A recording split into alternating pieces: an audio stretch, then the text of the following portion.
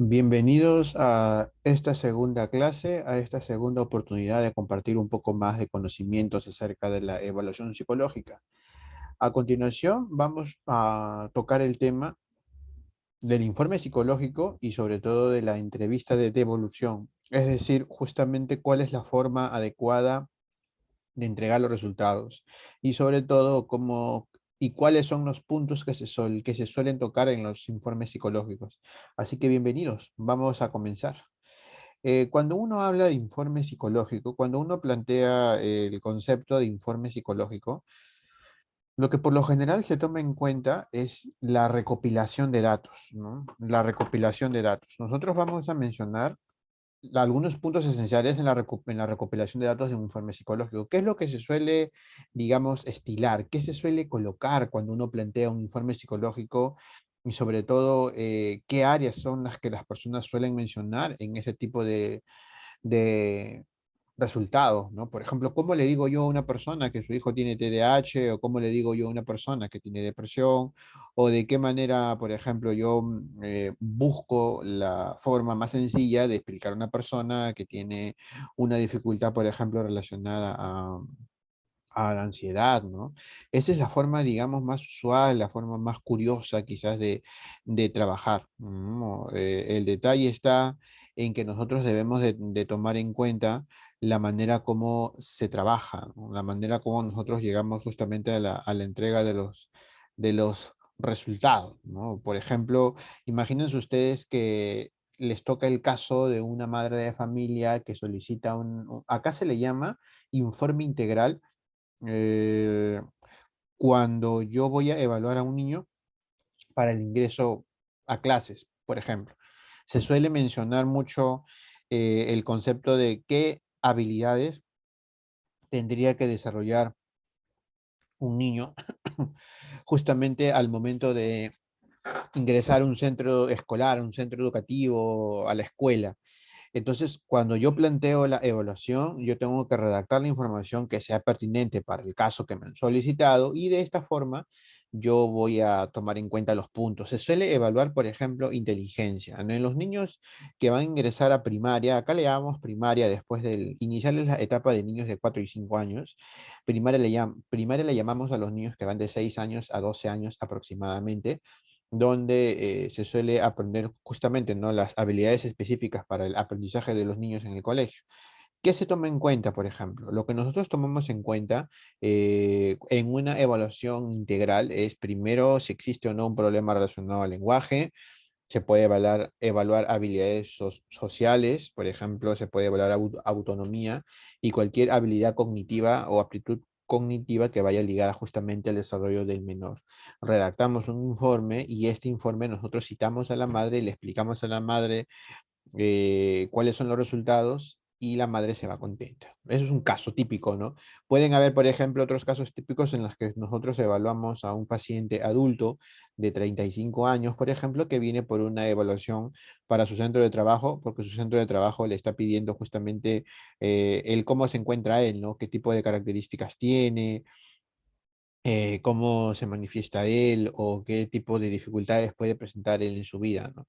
Entonces, guiándonos de esto es que nosotros planteamos una evaluación de personalidad y una evaluación de inteligencia. Si ustedes consideran que dentro de la entrevista, de la observación de conducta, ustedes han encontrado, por ejemplo, características de una patología, acá es donde justamente se podría plantear el tema de evaluar una patología de la personalidad. Por eso no hay problema, ¿no? Nosotros debemos ser lo más justos posibles al momento de saber y de plantear una evaluación, ¿no? Todo debe ser guiado sobre el criterio de ustedes. Una evaluación toma en cuenta el criterio de ustedes. Ustedes son los que van a determinar qué es lo que se evalúa a una persona y sobre todo qué tipo de presentación es lo que se plantea a una persona. Vamos a comenzar con algunos aspectos básicos que nos ayudarán a nosotros a analizar justamente cómo se toma en cuenta un informe. Le llamamos informe integral porque agrupa varias áreas, es decir, agrupa el área de inteligencia, puede agrupar el área de personalidad, puede agrupar el área de aspectos emocionales, puede agrupar el área de aspectos sociales o quizás características ligadas a un trastorno psicológico, problema psicológico como se suele mencionar, ¿no? Entonces, nosotros llamamos integral. También existen informes independientes. Por ejemplo, les puede llegar el caso de una señora que solo quiere evaluar el desempeño de su hijo y si presenta o no alguna dificultad del aprendizaje como tal. Entonces ustedes pueden hacer una evaluación con un instrumento llamado, por ejemplo, los Evalúa, ¿no? Que son unas baterías psicopedagógicas que les dan a ustedes un alcance de más o menos cómo se presentaría o si es que existiría la presencia de un problema ligado al aprendizaje, ¿no? Y sobre eso es que nosotros trabajamos, ¿no? Ya podemos hacer un informe independiente, pero en estos informes integrales nosotros vamos a mezclar, digamos, varias áreas que nos permitan analizar el problema de una persona desde diversas ópticas. Por ejemplo, inteligencia, personalidad, emociones, lo social o lo familiar también. Vamos a ver qué puntos se suelen estilar. ¿Qué tipo de características se suelen mencionar cuando trabajamos este tipo de informes? Uno de los puntos importantes, por ejemplo, ustedes saben que la evaluación psicológica no solo consiste en que yo le aplique una prueba a una persona. La evaluación psicológica toma como características principales la presencia, por ejemplo, de la entrevista y la observación. La entrevista y la observación son los elementos más importantes que nosotros como psicólogos debemos tomar en cuenta al momento de hacer una evaluación. El criterio que siguen ustedes al momento de hacer una entrevista y la observación de conducta es que mediante estos procesos ustedes van a poder elegir cuál es la batería de instrumentos que van a aplicar a la persona. Una batería es un conjunto de pruebas psicológicas que se suelen, digamos, esquematizar para poder evaluar a una persona y llegar a una respuesta, ¿no? Eso es lo que nosotros podemos tomar en cuenta, lo que nosotros debemos analizar justamente. Hacia eso apunta nuestro trabajo, a analizar cuáles son esos criterios para poder, digamos, llegar a la decisión de qué instrumento voy a utilizar yo para poder evaluar a una persona. Eso es lo que yo debo de tomar en cuenta. Debemos revisar, por ejemplo, la observación de conducta desde el momento que llega la persona, la manera como hacemos preguntas, los instrumentos que usamos, y para redactar en el informe, yo puedo colocar, por ejemplo, ahora les voy a mostrar un modelo también y de paso se los comparto con la profesora para que lo tengan ustedes. Yo les voy a mostrar una especie de Word como nosotros esquematizamos un informe y le va a servir como una guía.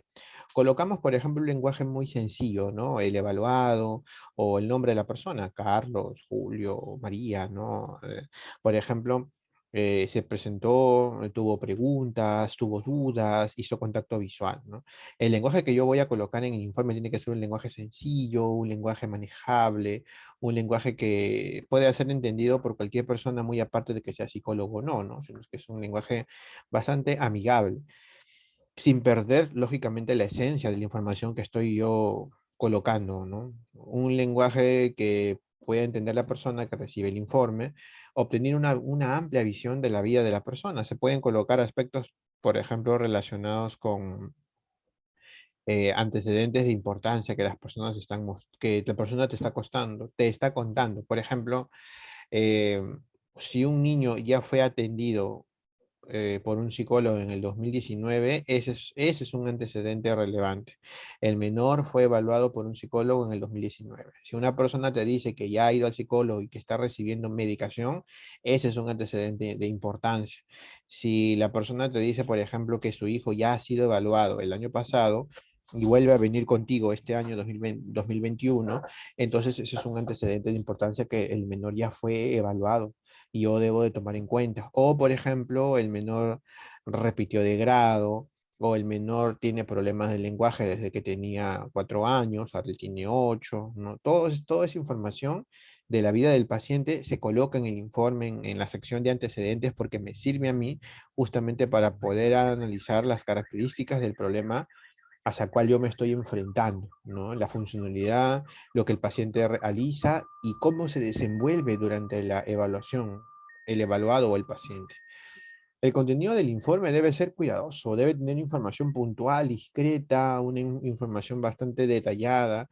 mm, no podemos generalizar sobre los resultados que la persona nos ha mostrado a través de su evaluación, ni solamente nos podemos basar en los resultados de las pruebas. Si es que no les había comentado, se los comento. Ninguna prueba psicológica les va a decir cómo es una persona. Las pruebas psicológicas nos dan a nosotros indicadores. Es decir, nos muestran a nosotros la manera como un sujeto o una persona responde ante una determinada situación, pero yo no puedo tomar en cuenta que exactamente los resultados que la prueba me ha mostrado me va a decir exactamente tal y como ha salido es una persona. Yo no podría colocar, por ejemplo, Julio es extrovertido, porque la prueba no me está diciendo que lo sea, la prueba me está mostrando que Julio está, digamos, en el repertorio de sus conductas, está justamente ejecutando esa característica de ser extrovertido, ¿no? Esa característica de extraversión, ¿no? Eso me está indicando la prueba. La prueba no me dice que exactamente el resultado que yo encuentre es lo que la persona automáticamente es. Por lo tanto, yo no puedo generalizar, yo no puedo tomar en cuenta todas las características como si realmente la prueba me estuviera diciendo así como tal, ¿no? Por eso hay que ser bastante cautos al momento de hacer las explicaciones, ¿no? No nos podemos basar solamente en los resultados obtenidos en la prueba y ser bastante juiciosos, ¿no? El grado de certidumbre que se expresa en las afirmaciones va a depender mucho del nivel de confianza que se tenga de la información y del tipo de datos que se disponga, ¿no? Recuerden que siempre debe haber observación y siempre debemos contar con instrumentos que sean apropiados para el caso que estamos evaluando. No siempre vamos a evaluar los mismos casos. Por lo tanto, debemos de tener instrumentos que sean apropiados justamente para la mayor cantidad de casos que nosotros vemos. Si estamos trabajando o si solemos trabajar con niños, entonces debemos de tener un material que sea adecuado para niños, ¿no? Eso es lo interesante. Si vamos a trabajar con adultos, debemos de trabajar con materiales, ya contar con ellos, ¿no? Otro punto que también se suele tomar en cuenta es que ustedes deben evitar juicios de valor. Yo no voy a calificar a una persona, ni le voy a catalogar de tal, ni, ¿no? Ni le voy a poner una especie de etiqueta. Eso no se hace, ¿no? Yo no le voy a llamar, mira, ahí viene la esquizofrénica, o el depresivo, o el TOC, no, el obsesivo. No. No podemos calificar a una persona de acuerdo con los resultados. Nosotros debemos ser bastante puntuales. La persona manifiesta conductas relacionadas al trastorno tal, ¿no? En el diagnóstico. De esa forma nosotros lo podemos mencionar, ¿no? Es un punto fundamental. La claridad de la información. Recuerden ustedes que el informe va dirigido a la misma persona que no es psicólogo. No necesariamente no tiene que serlo, puede ser una persona con cualquier tipo de profesión o sin profesión. Va dirigido a una profesora de un centro educativo, va dirigido a un padre de familia, va dirigido a cualquier persona que tenga la facilidad de poder leer y entender lo que le estamos mostrando nosotros, ¿no? Las ideas deben expresarse con una secuencia lógica y ordenada, sin que sean repetitivas, redundantes y utilizando palabras comunes que se puede entender. Evitar un lenguaje muy técnico cuando no sea necesario, ¿no? Quizás, por ejemplo, yo puedo colocar el evaluado obtuvo un cociente intelectual de 104, coma, es decir, presenta una categoría intelectual de normal promedio o medio o dentro de lo normal. Y luego viene, es decir, tú explicas qué significa ese término de medio, ese término de, ¿no? de término medio. Así lo vas a explicar tú, ¿no? Algunos, por ejemplo, suelen colocar el concepto de percentil, pero las personas que lo leen no saben qué es un percentil. O algunos, por ejemplo, ponen el concepto de eneatipo, pero algunos no saben qué es un eneatipo. Por lo tanto, debemos ser lo suficientemente prudentes al momento de analizar justamente cómo se coloca la información, ¿no? Utilizando palabras comunes, evitar un lenguaje muy técnico cuando no sea necesario. Por ejemplo, ¿no? Comportamiento de la niña ante determinada prueba, decir que es rebelde y negativa y no quiso cooperar. Es una manera sencilla de colocar, ¿no? Por ejemplo, el evaluado se muestra, algunos ponen de la siguiente forma, el evaluado se muestra con conductas desadaptativas. Ok, pero que en todo caso, ¿qué es una conducta desadaptativa? Nosotros podemos decir que las conductas desadaptativas son conductas que no se ajustan dentro del medio, que son conductas fuera de lo normal, fuera de lo común. Son conductas que lógicamente no son del todo apropiadas para el contexto en el cual uno se desenvuelve, ¿no? Eso es lo que nosotros debemos también tomar en cuenta, ¿no? Hay conductas que lógicamente nosotros también tenemos que analizar, ¿no? De alguna manera nos sirve a nosotros para saber qué tipo de palabras utilizamos, ¿no? Para ese tipo de trabajo, ¿no? Eso es lo interesante justamente de saber hacia dónde vamos nosotros con las explicaciones de las pruebas, ¿no? Ahora el tema de la extensión. ¿Cuántas hojas debería tener un informe? Nosotros, por ejemplo, siempre apelamos a que los informes psicológicos no debería pasar, pues, no más de dos caras.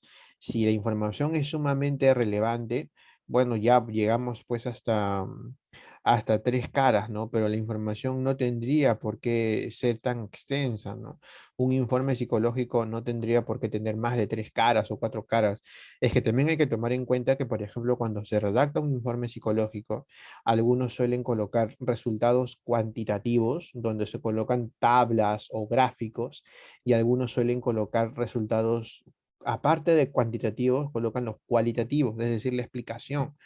Y hay personas que solamente colocan la parte cualitativa, más no utilizan cuadros. Lo ideal es que el contenido del informe sea prudente, que el informe no pase de dos caras, de dos hojas, ¿no? Porque la información tiene que ser puntual, tampoco ir tan lejos con la información, pues, ¿no? Por eso debe ser breve la información puntual, ¿no? Ahora, los resultados. Nosotros no le podemos entregar los resultados si, por ejemplo, es en la evaluación de un menor de 8 años, no le puedo entregar los resultados a la profesora, se entrega a los padres de familia, ya sea la madre o el padre el que decide entregar una copia a la profesora. No puede venir ninguna persona a recoger un informe que no le corresponde.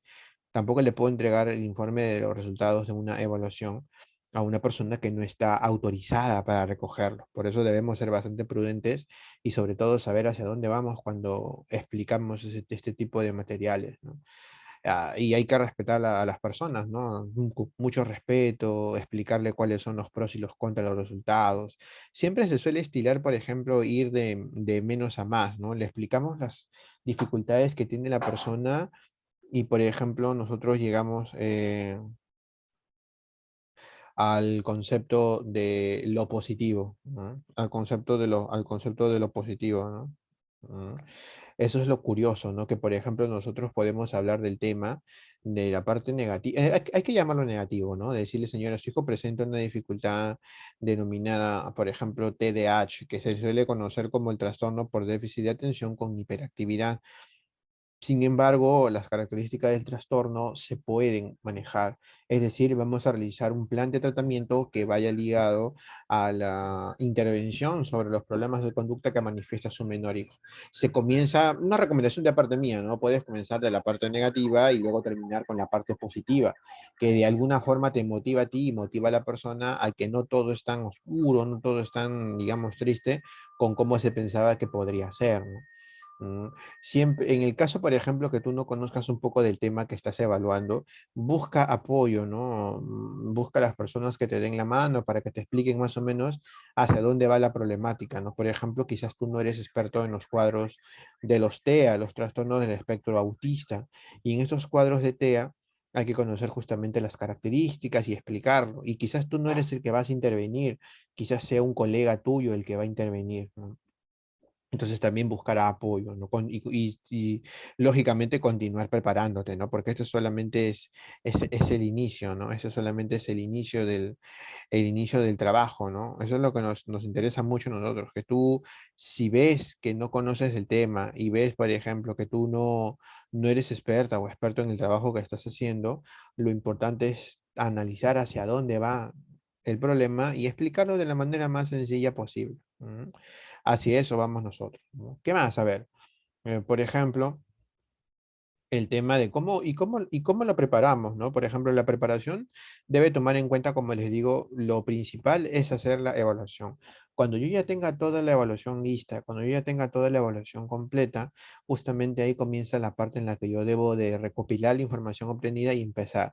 Siempre va a haber un esquema, siempre va a haber un formato, siempre va a haber, por ejemplo, una especie de estructura que yo voy a seguir para poder analizarlo como tal, ¿no? Yo les voy a dar una propuesta, se lo voy a compartir a la profesora Diana, para que ella les comparta a ustedes, ¿no? Y ustedes puedan guiarse de eso.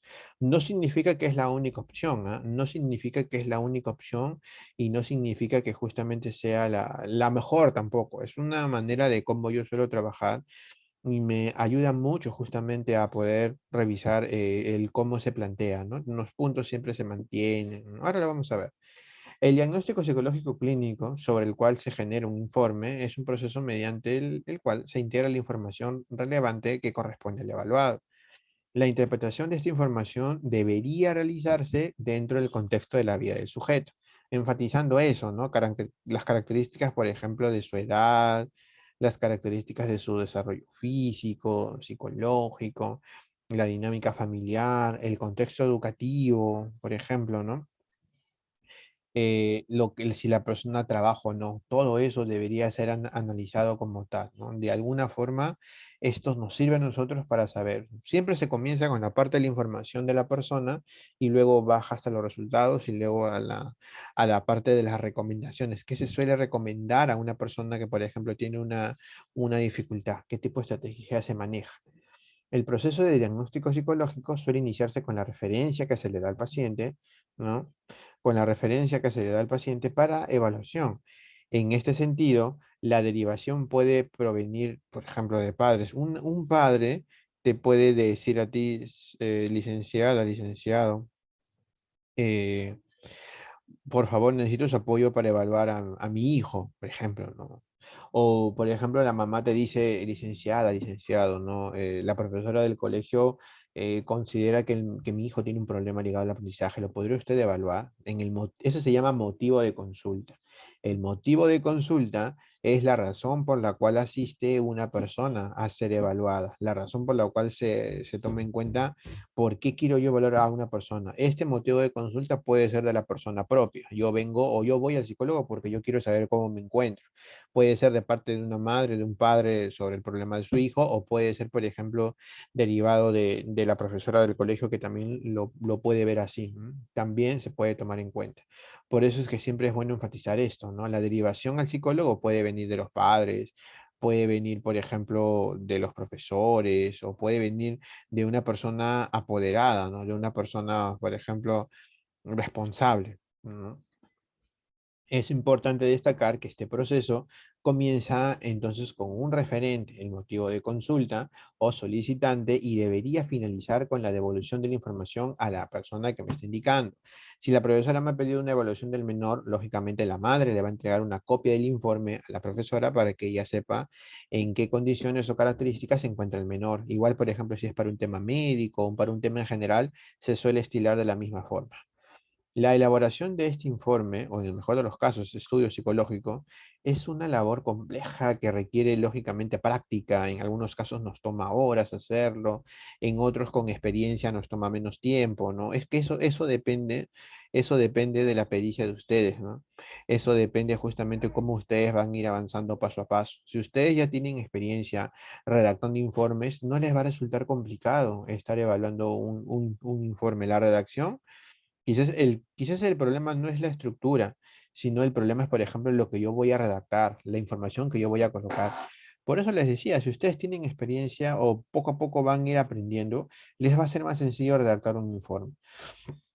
Es muy conveniente que el paciente sea evaluado en una fecha cercana a la solicitud de la consulta. Si la madre viene hoy día, entonces yo puedo plantear hoy mi primera sesión de entrevista y luego ya lo cito quizás la próxima semana o dejando X días, ¿no?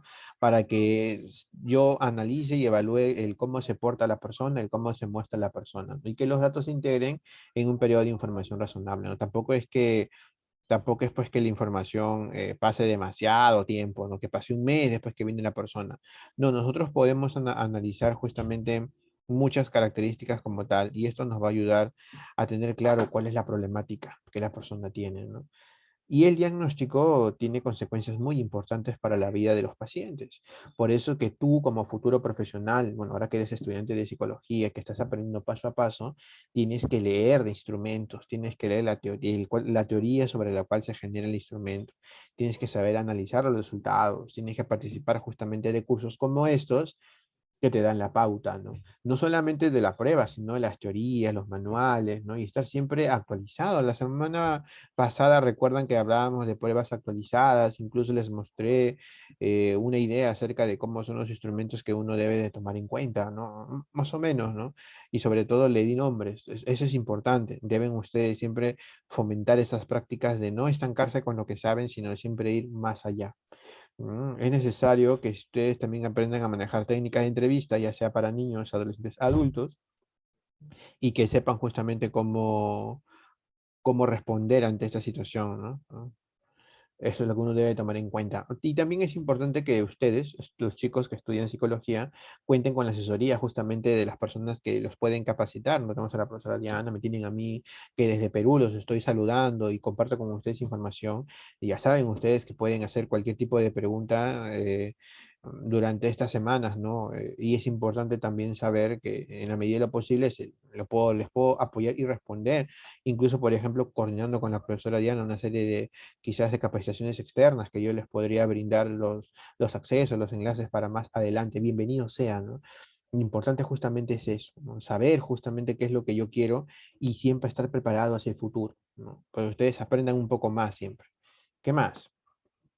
Eh, bueno, vamos a ver las reglas que se toman en cuenta. Primero, la integración, ¿no? Justamente les decía que la integración depende de los datos que yo quiero evaluar. Si yo voy a evaluar inteligencia, personalidad y emociones, entonces yo me voy a posicionar en ese tipo de puntos, ¿no? Para integrar el informe se buscan las tendencias comunes o recurrencias derivadas de la observación de la conducta del evaluado, ¿no? Voy a analizar el cómo se presenta.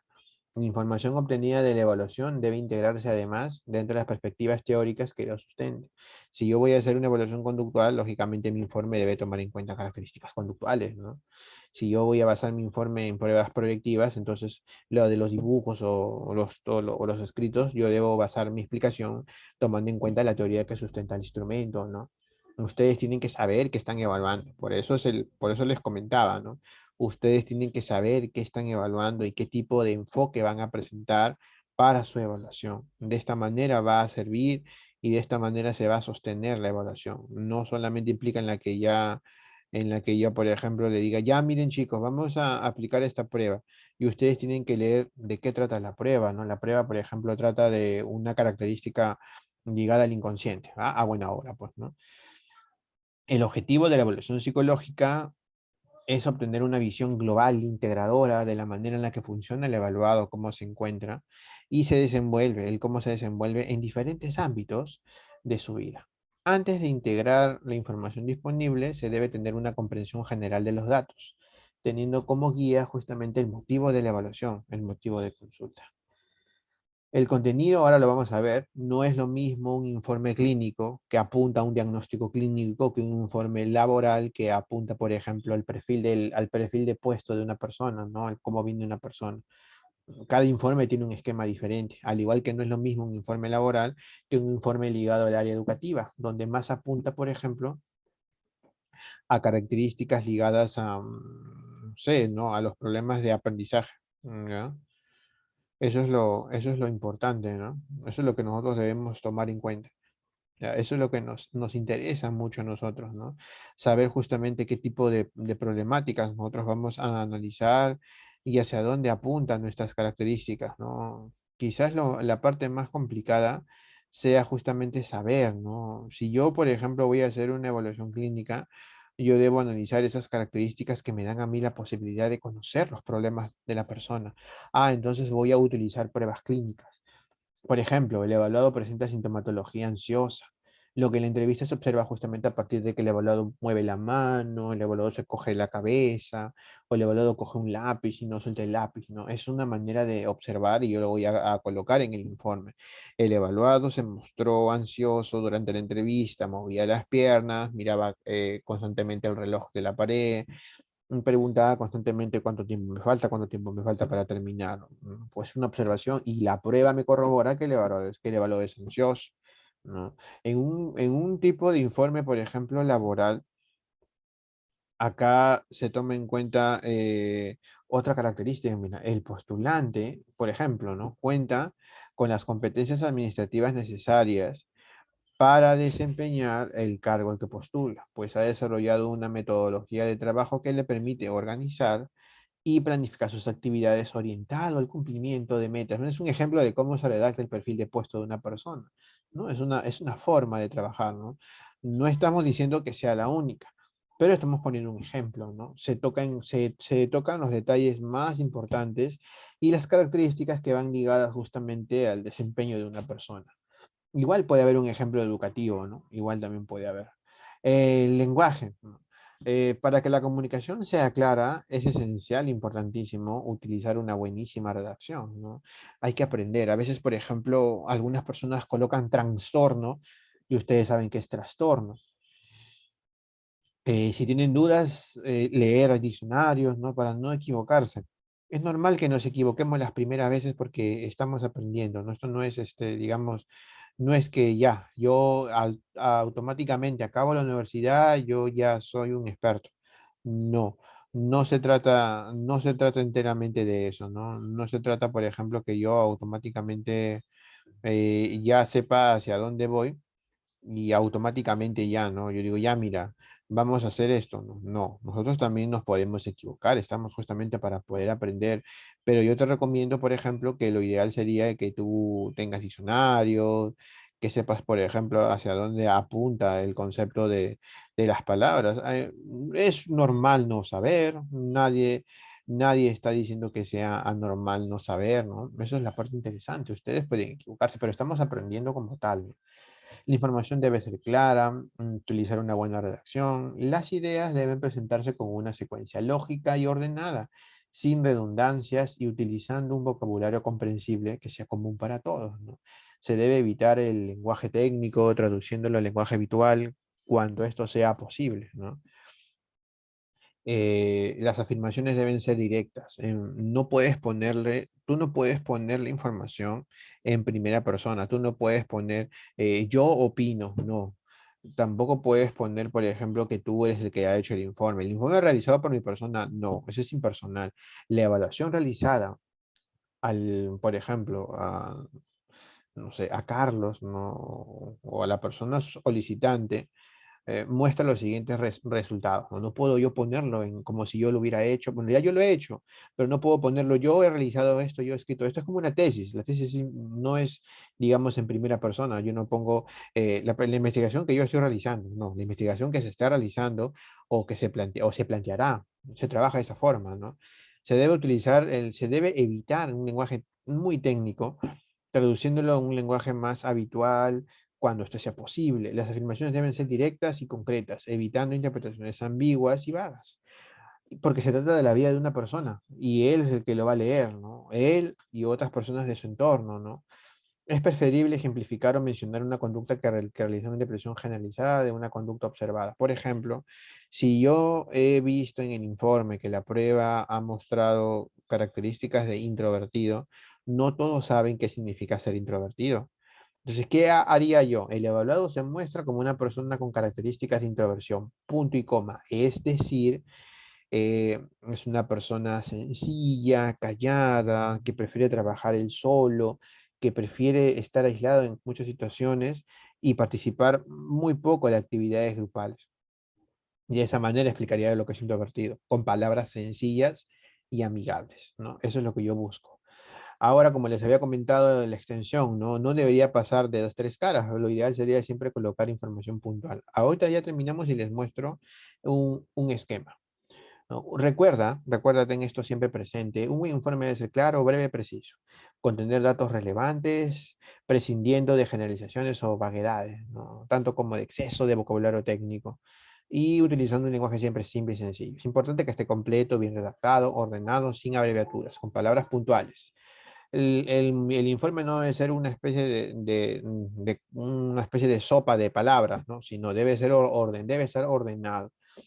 Hay que tener siempre presente los propósitos del informe, ¿no? Que este apunta justamente a mostrar información relevante de la persona y que esto le ayude a la persona a sentirse mejor justamente, ¿no? Que es lo que nosotros queremos, que la persona cuando lea esto se sienta más cómodo porque ya tiene sus resultados y de alguna manera está tranquilo cuando yo le explique las respuestas. La idea es que una vez revisado el informe, el lector pueda obtener un relato conciso y a la vez significativo del examinado. Les voy a mostrar un ejemplito que tenemos por acá. Juan es un adulto de 33 años de edad que frecuentemente tiene problemas de ansiedad en su centro de trabajo, lo que ha ocasionado que sus jefes se preocupen, eh, y ante esta situación solicitan que el evaluado asista al psicólogo. En la evaluación, Juan afirma que desde hace 3 años se mostró como desinteresado y poco motivado a trabajar, ¿no? Mira, imagínense ustedes, ¿no?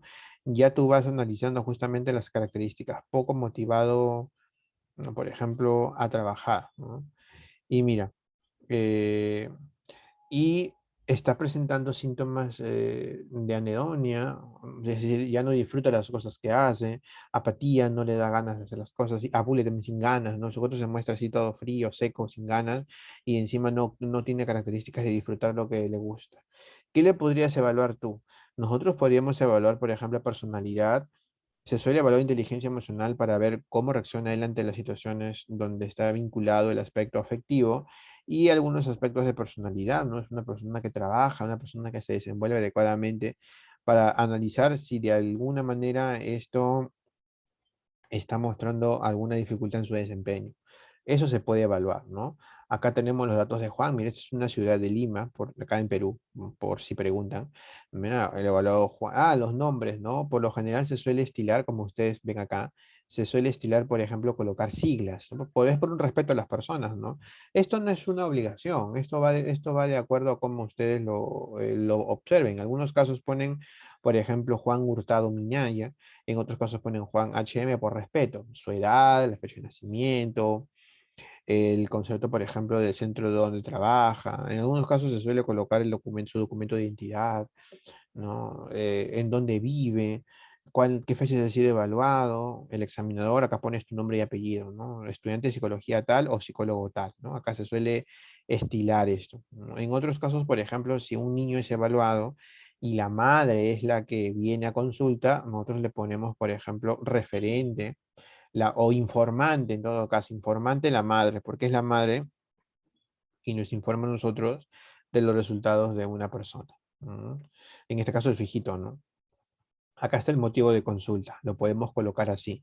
Evaluación psicológica a solicitud del consultante, es decir, la persona misma ha venido a ser evaluada. Mira, interesante, ¿no? Ese punto de vista. Es la propia persona la que ha venido a ser evaluada. Y acá hemos puesto algunos nombres de algunos instrumentos que se utilizaron para esta evaluación, ¿no? Se coloca así el título, técnicas e instrumentos aplicados. ¿Vieron los puntos? En el informe psicológico se suele colocar datos de filiación o datos personales. Se suele colocar motivo de consulta en el punto número 2, en el punto número 3, técnicas e instrumentos aplicados.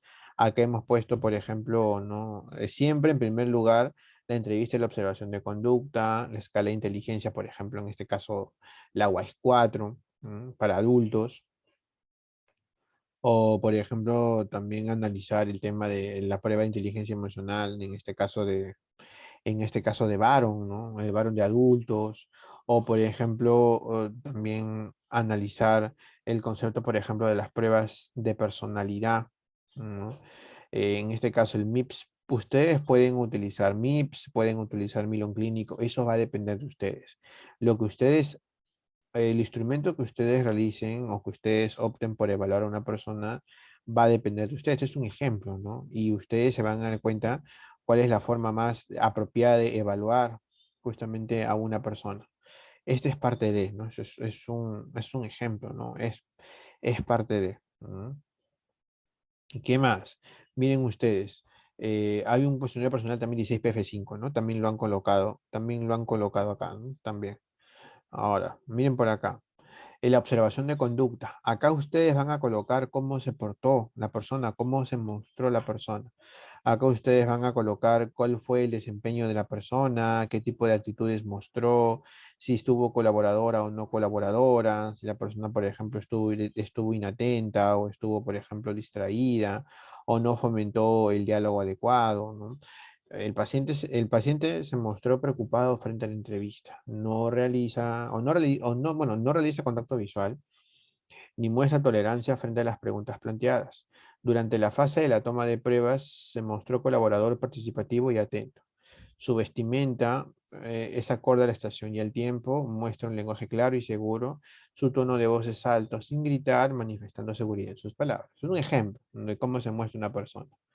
Y miren, viene el punto, por ejemplo, acá nos falta añadir, también ahora les voy a enseñar en el cual ya vamos a acabar, añadir, por ejemplo, los antecedentes de importancia. Un punto adicional a los resultados sería antecedentes de importancia. Algunas características, como les comentaba, ¿no? Que nos van a permitir saber cómo se mostró la persona. ¿Mm? Es interesante también justamente tomar en cuenta esto, ¿no? Saber cómo se muestra la persona, ¿no? Eso es lo interesante, ¿no? Lo que nosotros debemos tomar en cuenta. ¿De acuerdo? Y lo podemos colocar acá, antes de los resultados, ¿no? Miren ustedes, por ejemplo, acá vamos a poner resultados. Se comienza con el área de inteligencia. Siempre uno de los primeros puntos de los informes, una recomendación, es colocar en la primera explicación el área intelectual, es decir, el área de inteligencia. El evaluado o el examinado, como ustedes quieren denominarlo, o el nombre de la persona, por ejemplo, obtiene un CI de 103, es decir, lo ubica en la categoría de normal promedio, indicando que su nivel de inteligencia le permite entender los conocimientos adecuados a su edad y su nivel de madurez. Además, su nivel de comprensión se encuentra más desarrollado frente a sus capacidades ejecutivas. Es un ejemplo, ¿no? Es decir, sus habilidades lingüísticas le permiten comunicarse y emplear un lenguaje acorde a su edad y su nivel de madurez. Un punto de vista. Miren, acá una pequeña descripción de su personalidad, el cómo es la persona, ¿no? Es una persona extravertida, las características de la extroversión y en el área de las emociones podemos trabajar la inteligencia emocional. Es una pequeña descripción. Acá hacemos conclusiones de los resultados evaluados en un par de líneas, conclusiones en un par de líneas, algo breve, nada más, algo puntual de la inteligencia, personalidad, las áreas que yo he evaluado. Yo puedo haber evaluado más áreas trabajo yo, ¿no? Es un ejemplo, ¿no? Más áreas trabajo yo, lógicamente más conclusiones tengo, ¿no? Y más resultados tengo también. Y las recomendaciones, por ejemplo, se suele recomendar llevar terapia individual o se suele recomendar una evaluación por el área de neuropsicología o en general, ¿no? De acuerdo a la problemática de la persona. Y luego, esas son recomendaciones. Luego, por ejemplo, acá, antes de recomendaciones, puede llegar el punto, por ejemplo, del diagnóstico. Si van a hacer un informe clínico, tienen que colocar el diagnóstico presuntivo, ¿no? Un diagnóstico presuntivo es justamente llegar a la idea de más o menos hacia dónde apunta el problema. Si va a tener, ustedes le van a colocar un código CIE-10 o no le van a colocar un código CIE-10 o DSM, ¿no? Para determinar justamente cuál es la problemática de la persona, ¿no? ¿Qué problema está manifestando? Se suele colocar ahí. ¿No? Y luego se suele ir avanzando de acuerdo a lo que uno va buscando. Y luego vienen los anexos. Yo le pongo anexos porque puedo colocar, por ejemplo, las tablas al final, pero ustedes pueden colocar las tablitas, la parte cuantitativa en el área que están evaluando. Por ejemplo, acá tenemos lo que se evaluó en inteligencia, acá tenemos lo que se evaluó en inteligencia, acá tenemos lo que evaluamos en personalidad, miren ustedes, con el MIPS, y acá tenemos lo que se evalúa en inteligencia emocional, miren ustedes. Ahora, otro punto fundamental es que por favor, y se los voy a recomendar y los voy a poner bien claro para ustedes, cuando ustedes, por ejemplo, colocan en esta parte los nombres de las pruebas psicológicas, por ejemplo, para evaluar inteligencia yo utilicé la WISE 4, no significa que yo acá en inteligencia yo coloque de acuerdo con la WISE 4, no. Yo no puedo poner de acuerdo con la prueba porque los resultados no se basan enteramente en la prueba.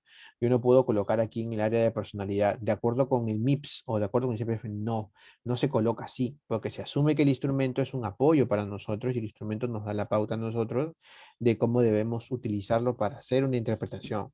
La interpretación de resultados va a depender de la entrevista de la persona, de tu observación de conducta y de lo que tú vayas encontrando en las pruebas evaluadas. El texto que se coloca no depende enteramente de lo que tú veas, ¿no? De lo que tú creas, por ejemplo, que solamente depende de la prueba, ¿no? Les voy a mostrar un ejemplo de un modelo de informe psicológico que nosotros solemos plantear, ¿no? Para que ustedes vean y es justamente lo que hemos conversado, ¿no? Vamos a ver qué les parece. Vean por acá, por favor. Miren ustedes, acá tenemos un modelo de informe psicológico que nosotros solemos hacer. Ahora se los voy a enviar con la profesora Diana. Miren, este es el esquema que les he comentado, ¿no? Mira, acá dice, pues, informe psicológico. Punto número uno, datos de filiación, datos importantes del evaluado, nombres a apellidos. Punto número dos, el motivo de consulta, la razón por la cual asiste una persona a ser evaluada. Punto número tres, las técnicas e instrumentos utilizados. Entrevista y observación psicológica y las pruebas que tú utilizaste. En observación de conducta, el cómo se muestra la persona y cómo se desenvuelve la persona durante la evaluación, durante la primera evaluación o en la segunda o como quieras tú verlo. Los antecedentes de importancia, todas las situaciones que el menor presente, en este caso sea un niño, o que el adulto manifiesta. Luego viene la interpretación. Y lo puse en rojito. Jamás coloques el nombre del test que utilizaste porque no se estila hacer el trabajo así. ¿No? El nombre está acá arriba, en la parte de técnicas e instrumentos. ¿Para qué voy a volver a colocarlo?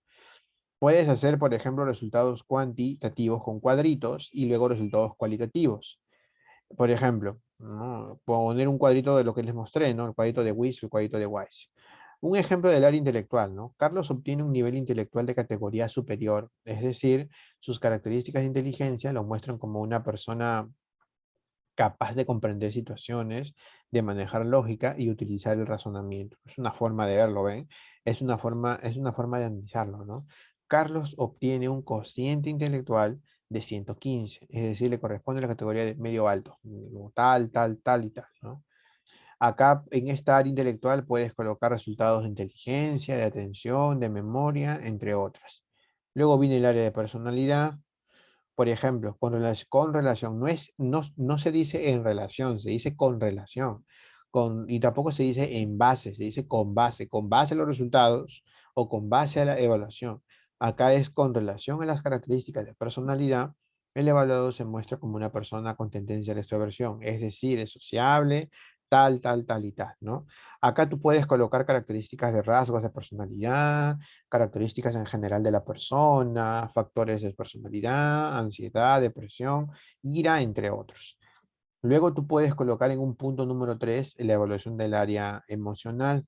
Puedes colocar en otro punto, en este caso 4 familia, en el 5 social, el 6 sexual y así, todo lo que tú vayas evaluando. Dense cuenta que siempre se suele colocar en primer lugar el área intelectual. El área intelectual es el área más importante de las evaluaciones. Siempre se coloca o se estila colocar en primer lugar. ¿Qué más? Tenemos un punto 7, diagnóstico presuntivo, de acuerdo con los códigos del manual, ¿ven? Puedes utilizar CIE-10, que son los manuales diagnósticos, o puedes utilizar DSM, ¿no? Luego viene el punto número 8, conclusiones, un resumen en poquísimas líneas, y luego viene lo mismo, ¿no? Una o dos líneas de lo que es evaluado, y luego vienen las recomendaciones, ¿no? Es lo que tú tienes que tomar en cuenta. El modelo se los voy a compartir yo con la profesora para que ustedes lo puedan revisar. No se preocupen, no es ningún problema para mí. Es como el apoyo. Ahora, viene esta parte. Una vez que tú ya le entregas el documento a la persona, a la cita, a la reunión que uno realiza con una persona, se le llama entrevista de devolución. La entrevista de devolución de resultados hace referencia justamente a la manera como yo le voy a explicar a una persona lo que ha obtenido. Y como les recomendé, ¿no? Uno siempre debe optar de menos a más. Le explicas las características no tan agradables de la persona y luego le explicas lo que se espera la persona. Jamás etiquetes a una persona, jamás te apures en los resultados, jamás busques que la persona no se vaya sin comprender. Por favor, que la persona comprenda. No dejes que la persona se vaya sin comprender. Que la persona entienda lo que tú le estás explicando. Siempre busca que la devolución sea una reunión especial, que la persona todo el tiempo que esté te entienda a ti lo que tú le quieres explicar, que sea sencillo de manejar, que de alguna forma se pueda comprender la manera como uno está evaluando. Tienes que hacerle preguntas y tienes que hacer que te haga preguntas. En las entrevistas de devolución se suelen hacer muchas preguntas y dígame, lo que usted me plantea, ¿tiene alguna solución? ¿Cómo lo vamos a enfrentar? Y tú le vas explicando. Si conoces el tema y tú eres el terapeuta del problema, a buena hora. Si tú no conoces el tema, tú lo puedes derivar. Señora, no se preocupe, tenemos muchos colegas que se dedican a esta área, ¿no? Por ejemplo, si tú no eres terapeuta de lenguaje y el menor tiene una dificultad de lenguaje, entonces, y tú conoces la prueba, por ejemplo, el ELO o el PLON, ¿no? Entonces tú lo vas a derivar. La entrevista de devolución tiene que ser igual neutral. Tú no debes ponerte ni a favor ni en contra de nadie, debe ser todo sumamente estricto al momento de entregarlo y tú estar sereno, siempre tranquilo, controlado, optando siempre por la respuesta como tal, no ir más allá. Tampoco exagerar en los resultados, ni tampoco ser, digamos, tan vacío al momento de explicar. El objetivo de nosotros como psicólogos es que la persona comprenda que estamos para poder apoyarlo. No solamente, ya señora, ahí tenga el papel y léalo y lléveselo. No, nuestro objetivo es justamente darle a la persona las herramientas necesarias para poder, para que ella se sienta bien, ¿no? Para poder trabajar con ella. No solamente decirle, mire señora, esto es lo que pasa, ¿no? No. Entonces, eso es lo que nosotros buscamos. Quizás dentro de todo, lo que más nos importa a nosotros es analizar cómo se presentan estos problemas. Dentro de todo, lo interesante siempre ha estado en cómo uno lo va revisando, ¿no? Así que cordialmente los invito a, a revisar esta clase, a empezar a redactar informes, pero para todo el informe primero tienes que aprender de las pruebas. Bienvenido sea que este ciclo tengamos la oportunidad de participar con ustedes en estas clases. Yo volveré pronto para un instrumento más que ya tengo pendiente y hemos coordinado con la profesora Diana para trabajar. Les voy adelantando y de paso les cuento. Yo vuelvo para el 2 de septiembre, dentro de 2 semanas, vuelvo para una prueba que se llama el C más R2. Te lo voy a explicar paso a paso para que tú sepas cómo se evalúa, cómo son las preguntas y cómo se redacta un informe del C más R2. Luego vuelvo para el fin de mes de septiembre con la prueba del QDRC, una prueba de intereses vocacionales y también se termina en un informe. Así que esto sirva como una motivación para ustedes, que esto sirva como una especie de apoyo para ustedes y bienvenido sea siempre la oportunidad de compartir experiencias en el curso, ¿no? Ya las preguntas que ustedes realicen, la profesora Diana me lo va a comentar y yo gustosamente en la próxima reunión que los encuentre, les voy a enviar las respuestas. Por mi parte, chicas, chicos, por mi parte, estimados estudiantes, muchísimas gracias como siempre por la oportunidad. La semana pasada dimos el inicio, aún nos queda más reuniones y como les digo, si tienen alguna duda, pregunta, bienvenido sea. Yo con gusto la responderé a través de la profesora Diana. Y muchas gracias, ¿no? Un saludo gustoso siempre de compartir con ustedes, ¿no? Me despido con la idea y siempre compartiéndole los documentos.